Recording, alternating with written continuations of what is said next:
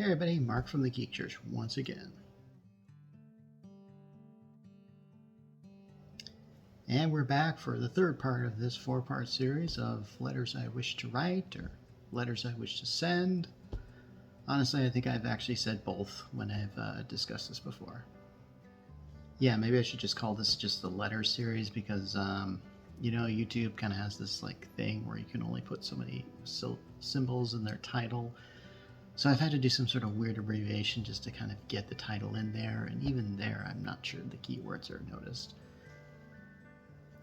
And yes, this is part 3. So for those who haven't watched parts 1 and 2, you can do that now. You can go back and watch them, or if you like, you can just watch this one.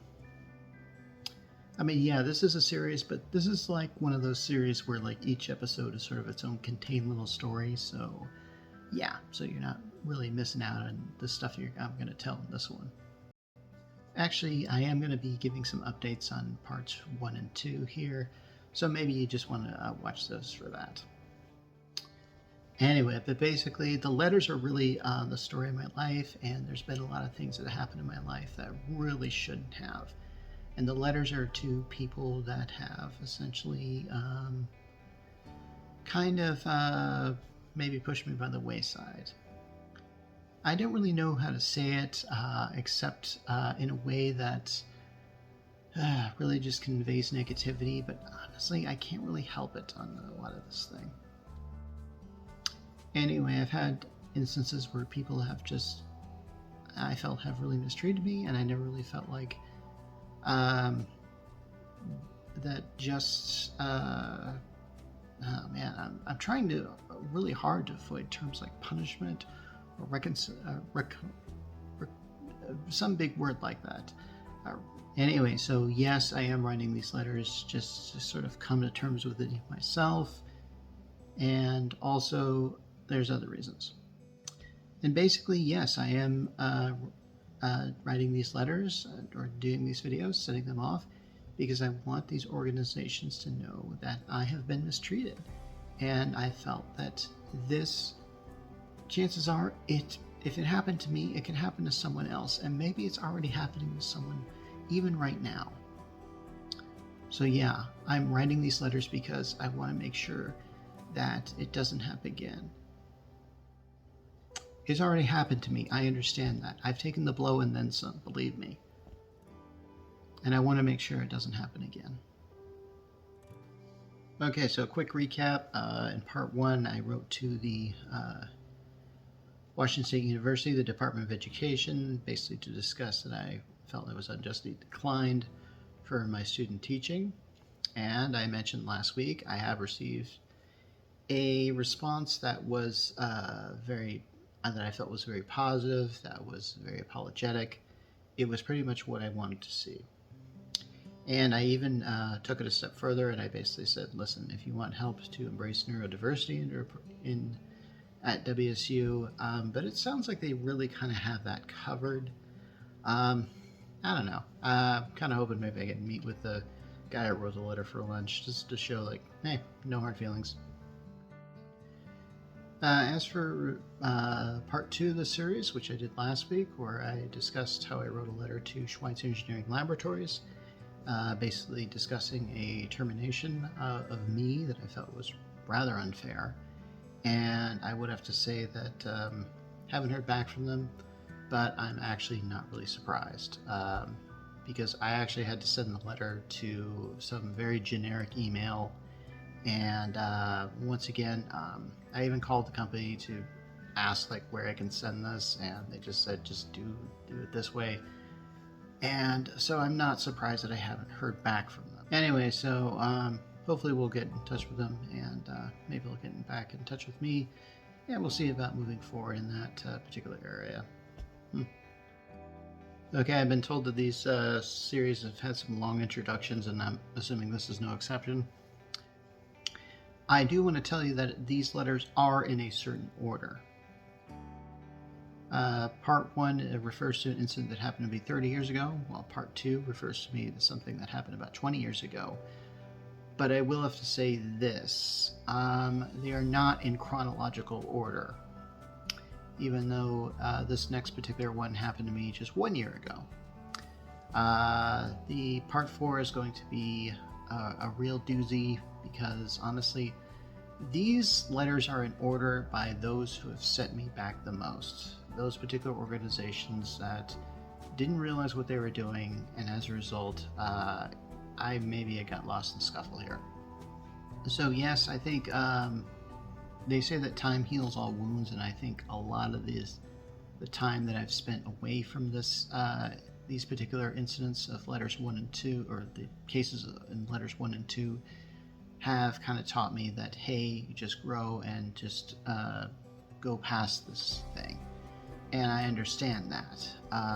This next one, though, refers to an incident that happened to me 1 year ago, which I felt like I have grown and, to some extent, gone past it. Okay, now before anyone can leave a comment, I want to say that I am well aware of the can of worms that I am opening by going on the internet and saying these things. In fact, I'm very certain that part 4 of this thing will cause quite a stir, and I'm not saying that just so you look forward to next week's video. And I also know it might create a lot of hate for me when I talk about people who aren't in the room right now to defend themselves. And then what's worse, I'm putting them in a position where they have to defend themselves. In letter 1, I didn't mention anyone by name because honestly I'd forgotten the names. In letter 2, I'd forgotten maybe the last names. And in one case, I think that person who did that to me had kind of passed away. And I still have great respect for him. So I still have great respect for these people that may have hurt me, but I believe that it was done unintentionally in those particular instances. In this particular instance, I am going to name names because honestly, I'm kind of hoping some disciplinary action is going to happen as a result of what happened to me in this particular place. In fact, there are 2 specific people that I'm kind of hoping are going to hear back. I'm going to say that I don't really support the idea of terminating these people that did what was done to me because I just don't really want to go that direction. I don't really think this punishment would suit the crime of that. Then again, what was done to me, the punishment also didn't really suit the crime. And I'll get to this. Okay, I'm going to do this episode a little bit differently than I normally do. Normally I'm kind of sitting here like I'm reading a letter. Anyway, I'm not really going to do that because honestly I felt like I've already actually written the letter and sent it away and I got a response back. So this is kind of a letter, a response to a letter kind of thing. It gets confusing, but I'll explain. And now for the case. But you've probably already read the title. Yes, this is about Wal-Mart. Yes, that Wal-Mart. Okay, do I need to go in any detail about how Walmart kills small businesses? We all know this. Do I need to talk about how they come into small towns offering one-stop shopping with prices that can't be beat? Well, maybe I need to tell you how Walmart makes this happen. Now, something tells me that there's really not going to be anything that I'm going to say in this thing about Walmart that you don't already know. And I'm very certain that it's probably happened to several other people who have worked at Walmart. And if you want to leave a comment with your story, I'd love to hear it. So this incident happened to me on September 21st, 2022 at about 9:45 p.m. Yeah, that's about a year ago. A year ago at the time of this recording. At this time, I was working for a Walmart in Pullman, Washington, specifically store 1870.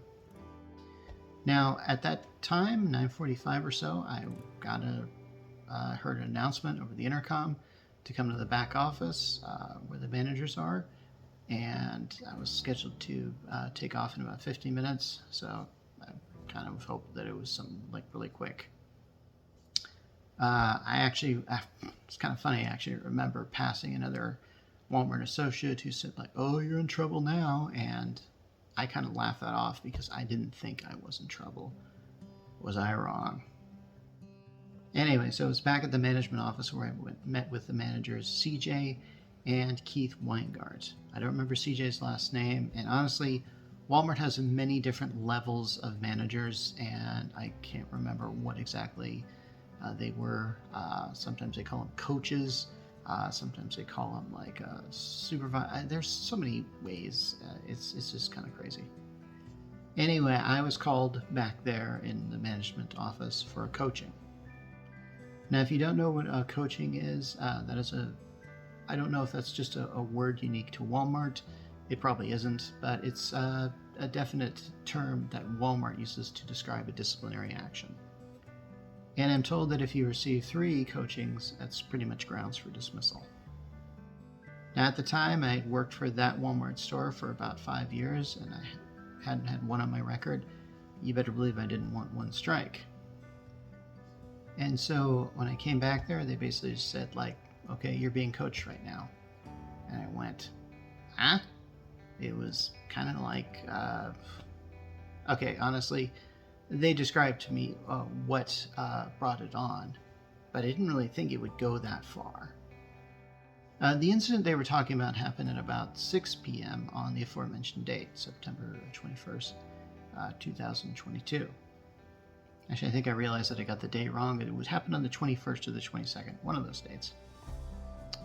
So I had, back at that time, I was working as an associate in the electronics department.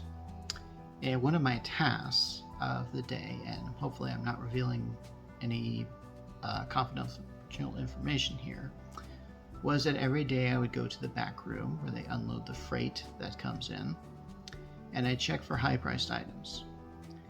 These are items that are over a certain value that the company wants to make sure arrived at the particular store as they should have, because if a high-priced item like that gets lost in the scuffle, that results in a bit of money lost. So I can understand their concern on that. And as an electronics associate who closes for the night, that is, like, leaves after most of the other electronics associates go home, I'm responsible for essentially making sure that most of the freight is taken care of. And yeah, of course, it's responsibility, but, you know, it's a job, so I did it. So at about 6:15 or so, Keith Weingart, that manager who I mentioned earlier, comes up to me and asks me to go to OPD. Now, OPD stands for Online Product Delivery, and if you've been a customer of Walmart, you probably know them as the guys who bring your items to your car if you make an order online and ask for it to be picked up at the store, and you don't even have to go inside. It's a very convenient service. Anyway, they were short-handed that night for some reason, and they wanted me to go there and work that department. But here's the thing: I was not trained in that department, and but they told me like I would be trained right then and there, which seemed kind of odd to me. Anyway, I didn't really think I was the best choice for this. The store has a lot of other associates that were there that possibly could have done that, and basically I already had a job that I was doing in electronics that needed to be done as well. But Keith Weingart insisted that I help him out here, and that I was like the only one who could do this. He was basically wording this in this way like, oh man, we really need your help and stuff like that. And Keith was very much insisting that, what's it going to take for me to help you out? I'll even cover you in electronics. There were kind of 2 things preventing me from going with this plan. Number one, at the time, I was working with another associate at that particular day named Pam. She was on her break, and I didn't really remember what time she was supposed to come back. So she probably would have been back at around 6:30. So I wasn't sure how long she'd be gone for, and also I wasn't certain whether Keith could cover that area on his own. And I'm assuming that Keith was essentially saying, I will go to your department and do the stuff there for you, or at least man the counter at the department. But it didn't sound like he was doing that. I think he just basically was kind of going like, if somebody needs electronics, I'll go there, is kind of what he was saying. So basically, the issue is I'm also responsible for doing as much of the electronics freight as I could. So here's the thing. It was about 6:15 then. I probably couldn't go to OPT until someone was covering electronics, which was Pam at the time. So I believe she would have been back till about 6:30. So in my head, I'm doing a calculation going like, Pam leaves at 8 o'clock. After 8, I'm going to have to be over there in electronics. And so I can't cover OPD for very long, maybe an hour and a half. That's not enough time for me to learn this new process and then do everything that needs to be done in OPD. After all, it takes like an hour or so to do the electronics freight. And then after that, like about 9:30 or so, you got to clear out the cash drawers. That takes another half hour to do. So in other words, like I was pretty booked for that night. I couldn't help in OPD. Now I had to admit I didn't explain this to Keith very well because honestly, he was kind of hitting me with a lot really fast. And he didn't look like he wanted to know, but unfortunately I had to sort of say like, listen, I'm going to have to refuse your request. I'm sorry. Yeah. And yeah, also one of the reasons why I did refuse this is because here's the thing. At the time, I was kind of beginning to learn that I'm on the autism spectrum. I didn't get official diagnosis of that until months later after this incident. And the thing about being on the autism spectrum is it's hard to juggle tasks. For me, if I'm very much involved in a thing, it's very hard for me to drop one thing and then move on to something else unless this other thing has been taken care of, which can be very difficult sometimes when you're dealing with a job like in electronics or dealing with customers. You do have to learn to prioritize and just basically take one thing at a time. Now, I had begun to suspect this for a long time and was seeking help to see and seeking diagnosis on this. And I even opened up with my department manager, whose name is Shandy in electronics, not Keith Weingart, that's a different manager. But essentially, they kind of knew this was kind of an issue. And so, yeah. So as a result of being on the autism spectrum, my mind doesn't always say like the best things at the best possible time. Thoughts get scrambled up in my head. I find that afterwards I can just do just fine. But sometimes stress and a bit of pressure can often result in sometimes a very negative reaction on my part. I didn't really feel like I gave Keith that. I basically had to tell him no, but at the same time, I believe I did it very politely because I just basically had to explain to him, like, I can't do this. I've got too much work in what I'm doing now that I can't help you. When you're on a job, you have to choose what tasks you're supposed to do in a workday. And the ones that I felt that I was given at the time, I could do in electronics and not in some department I never worked before. And I felt that it was kind of strange for him to even ask this kind of request. Now I realize I'm not the manager in this situation. I also realize that, yes, I am an associate there, and it is not fully my decision to make. However, I assumed he was asking me and not telling me, and the way that Keith Weingart approached me was sounding like he was asking me to do this, with the option that I could refuse in case I was busy, and I was busy, very busy that day. Keith Weingart did not say this as an order or a command, and honestly, we really shouldn't have to use that term in any given thing. We're not in the Army, we're in Wal-Mart. And we are not slaves at Wal-Mart, in my opinion, is just as valuable as Keith's in that given scenario. And at the time, I had worked for Walmart about 10 years, and I believe that because I worked for another store before I came to this store, and I think my opinion just as counted. And honestly, I think I should have been listened to on that, but I wasn't. Now, if Keith had said, like, my refusal to help him would have resulted in a coaching, I actually think that would have gotten me really angry. That would have just been a case of a manager just throwing his weight around. Now, just to let you know, I've actually heard about Keith after I left Walmart. Yeah, this story ends with me leaving Walmart. Spoiler alert. I'm told that the other associates don't really get along with him. I'm told the manager of the unloading the freight had left because he just couldn't stand working with them. I'm told that there is that perhaps this man has a toxic effect on the people he works with, and that should be taken into account. So yeah, I was called into the office and coached because I refused to help this manager with a request that really shouldn't have been made to me in the first place. And I highly disagree with them when I left the office, and I felt it was just such a great injustice to me. I mean, there was no way I could comfortably work for any company where I could just be called in on a whim and disciplined.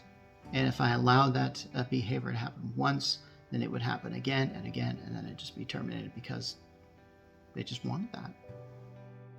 And the only reason why they gave me a coaching was a very vague piece of text. It was like they gave me this piece of paper that they had printed out, which is a job description of general merchandise, team associate. And it states, and yeah, I'm reading this, support store operations by executing daily workload and processes. It was just basically, they just wanted a reason to give me a coaching, and they just put something as vague as possible to coach me on. And I will say that it can be argued that I, in fact, stayed in electronics and executed the daily workload and processes. It can be argued both ways. Now, Keith Weingard's defense of what he wanted to do was weak at best and an outrage at worst. To move me from a department that he already knew and was in the process of helping with to complete its daily goals, to put me in a department that I knew nothing about and had been trying to get trained in that department before, but a convenient time never showed up, and now they just are doing it at the inconvenient time? No. And I've brought this to their attention. By their, I mean the manager's attention, and of course they gave me the excuse of, well, we can't always train at the proper time. Okay, I'm going to say this about Walmart that I'm sure you probably already know. The company makes billions a year, but oftentimes a lot of the stores function on a skeleton crew at best. And it means that when I'm at work, I have to focus on helping customers. Some days are slower than usual, but for the most part, a lot of associates take on the burden of a lot. So yes, the company's secret of success is to cut corners, and the corners that they cut as far as like with employees, I think honestly, when I got to a cash register, I think it took like maybe 5 minutes of training to do a job like that. And I don't think I had any other study question like that. It was like, here's a cash register. 5 minutes later, you're a Walmart associate. And of course, they tend to throw as much responsibility on one person as they can to get their daily goals done. As a result, at least at this Walmart, the turnover rate at Walmart is very high when you hire associates like that. And I can't help but feel that a lot of it might be due to just this kind of mentality of not properly taking care of their associates. But then again, in my, I have to say, where I live, it's a college town, and people change every 4 or 5 years. So hey, there's that. So yes, that means that the people in charge, the managers, can often have more say than they really should. So the fact that he's basically just there saying Mark is not following these directions when in fact I had, and of course I was not going to be heard out. But there were 5 things that Keith Weingart did not think about. Number 1, I'm not the only one who can do OPD. In other words, I wasn't the only Walmart associate there who could do it at the time, and honestly, I'm not sure why OPD was down that day, and I'm not sure why others didn't show up, but that isn't my fault. I shouldn't be held accountable for something that I had nothing to do with, And the fact that I was being kind of thrown in this situation shows that I'm essentially being blamed for this. And I get the feeling like Keith Weingart essentially wanted someone to blame for this and ended up blaming me. Number 2, I had actually been trying to get trained in OPD for a while. And on my job, electronics was properly staffed during the hours of like 1 through 4 when I usually arrived. My question is, why was I never pulled from this time to be trained in OPD? No one ever did it at that time. Number 3, how much good could I possibly do in an hour and a half worth of time when I had no idea what the process was in this department and would easily probably take at least an hour of time on the learning curve to even master this? So then I'm given what, like a half hour's worth of actual help that I can give them? Honestly, that's hardly anything. You'd barely even notice if I wasn't there. So, yeah. Number 4, why didn't Keith ask Pam, the other associate in electronics that was working with us? I even suggested that to him, and I guess he just needed me. And number 5, if Keith was so willing to cover electronics for me, why didn't he just go and cover OPD himself? Okay, I'm outraged that it went this far, and I'm outraged that I got put for a coaching for this. And that day, at the end of my day, I left that room even more outraged. I think I even came back and basically just said, listen, I'm going to have to report you guys for this. This is not right. And so I reported Keith Weingart and for his actions, because I believe that it was, for the most part, his decision to do this. Now, once I got home, I was so angry I could not sleep at all that night. Eventually, I decided just to write a letter, and in that letter I said, unless this coaching is repealed, I will have to quit working for Wal-Mart. Now, I emailed the Human Resources Director,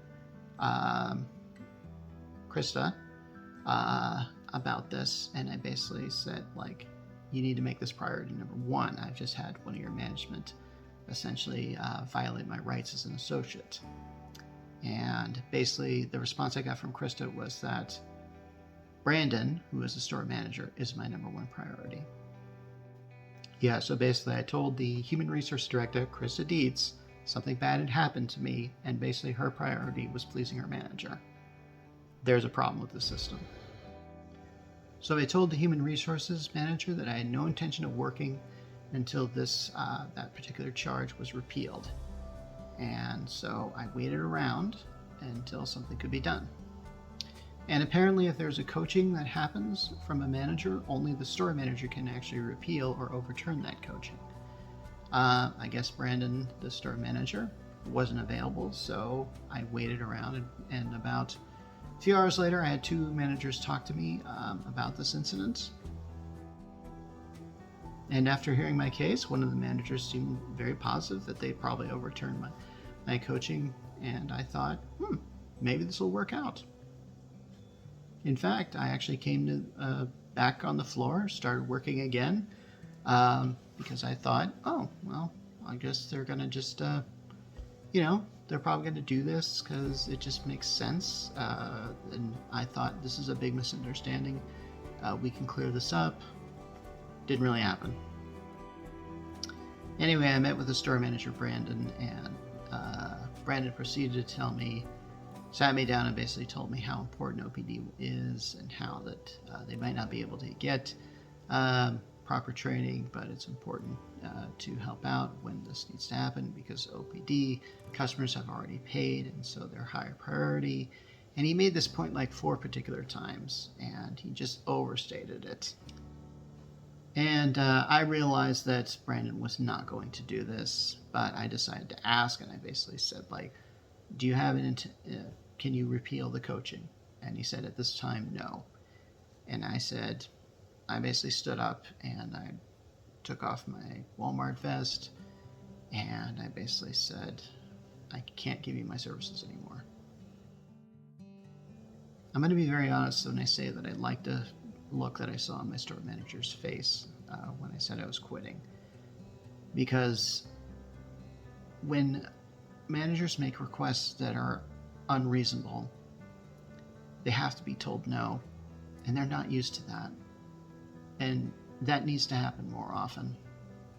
So yeah, I went to the Walmart manager saying I was unjustly coached, and when I called them out on this mistake, they basically stuck to their gun.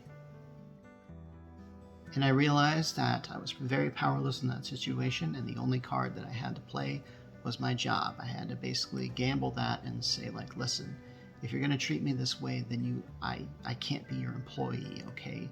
You can't use people like this. And so the only thing I had to play was my job, and I played that card, and that was that. It was very hard for me to call them out on their fallibility. And when I did, and I gave them proper evidence of what had happened and where the mistake was made, they doubled down on it. That was the worst part. Now, I'm actually hoping to get a lot of people mad at this, but I have to be very realistic. My videos don't get a lot of hits, and all honesty, I mean, most of you probably shop at Walmart, myself included. I still shop there. And yeah, if I understand why you might not get involved. What I'm hoping to do is get the ball rolling and show the truth that Walmart needs to treat their associates a lot better. And this will result with associates who are happier to work with Walmart. It's going to result with better customer experiences. So yeah, even if Walmart hears this, they're probably going to say that I deserve this coaching or whatever, that they had to do this or whatever, but they didn't.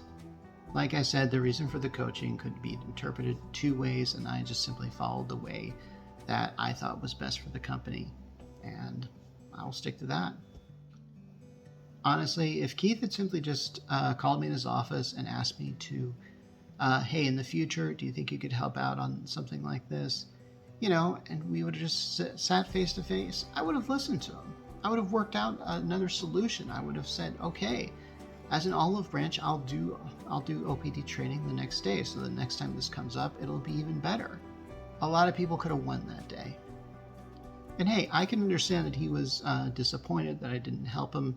I get that. There are times where I want people to help me, and they can't because maybe they're busy at that time. And when that happens, you have to let that go, and you have to realize, oh gosh, I couldn't get their help because they were dealing with something.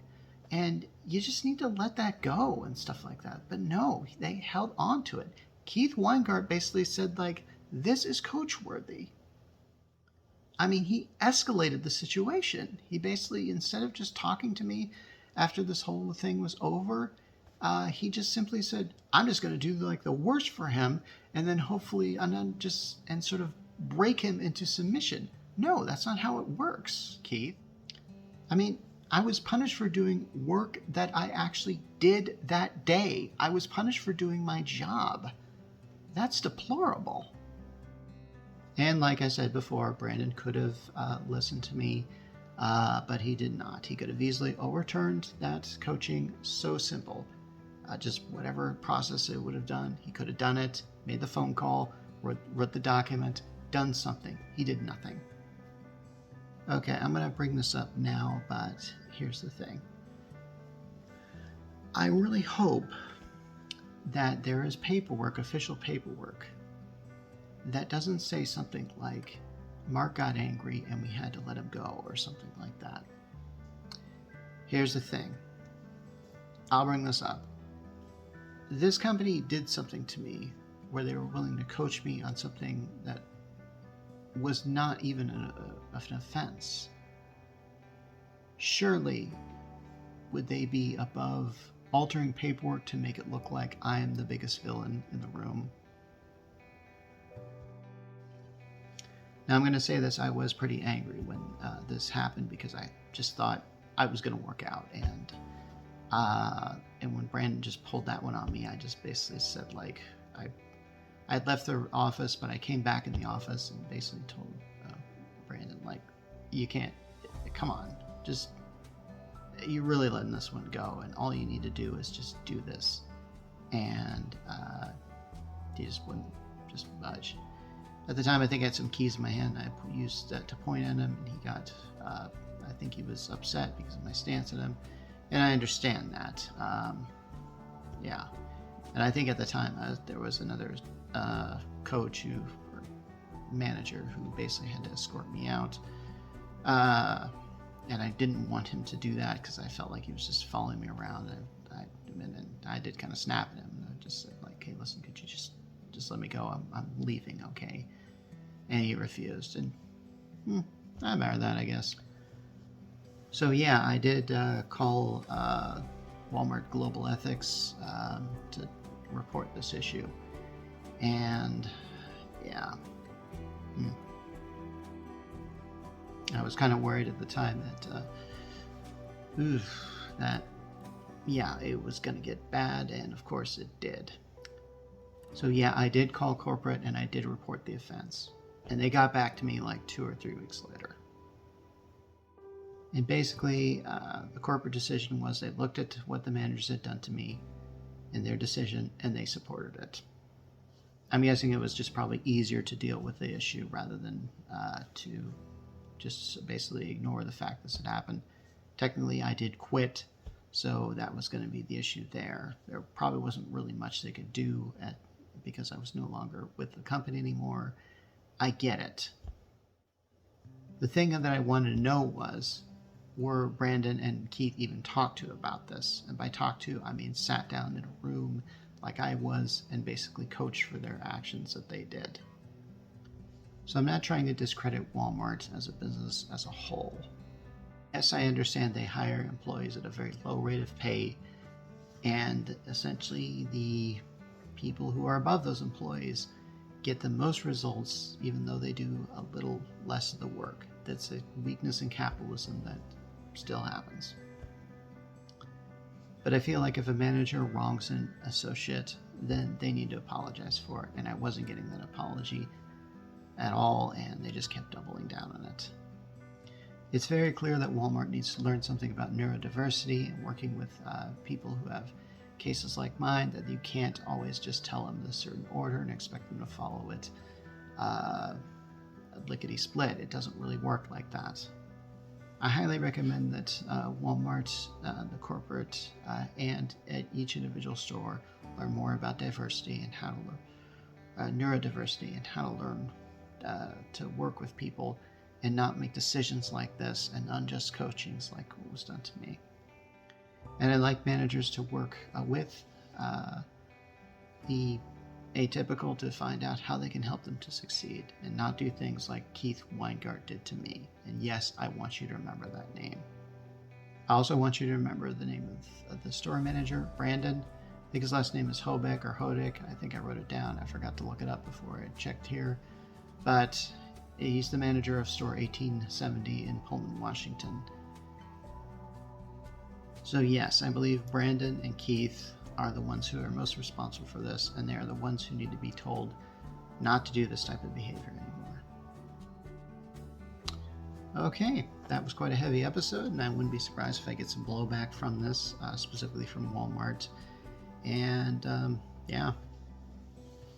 Now, in all honesty, I think I've been very fair here as far as my truth-telling is concerned, and I'm not here to make anyone pay for this. But it's very clear that Wal-Mart has to make some changes in order for some greater customer service and greater associate service to happen. So I'm looking forward to hearing from you guys about this one. So I'm, of course, going to forward this video to the people who corporate or Walmart. Chances are they're probably just going to send me back some message saying, like, we've already dealt with this case or whatever. But yeah, maybe they'll actually turn and say, like, ideally the response that they could give me is like, okay, we did wrong. Can we hear from you? How can we do better? It's the best thing you can say to anybody who accuses you of doing wrong. Basically, just own up to it and say, how can you do better? And then do that better thing. It's just how you do it. Now, something I want to say here is that I am, of course, putting a lot of work into these videos to basically discuss my story and how I felt mistreated by companies or organizations. Now, I know I'm not alone, and honestly, there are a lot of other people out there who I could also write letters about that have been mistreated by their company or their organization. My suggestion is please do that. Get yourself get on YouTube, do something like this. I think if more people did something like this, I think it's basically creates a landscape for listening. Okay, so we're going to do the part 4 of this series next week, or I might put it off until. It really depends. This 4th letter is going to be the hardest for me to write, and something tells me that when I start writing it, I'm not going to want to quit, and it's going to be a lot longer episode, and it's probably going to take me longer for me to do it. But I feel like once that's done, that is really going to open up a lot of people who have been hurt by this particular organization and what this organization represents overall. I won't say anything more than that. Dude, I just talked about Wal-Mart, so if you're wondering how can I top that, just wait. In the meantime, this is Mark Rollins once again from the Geek Church, the show, signing off.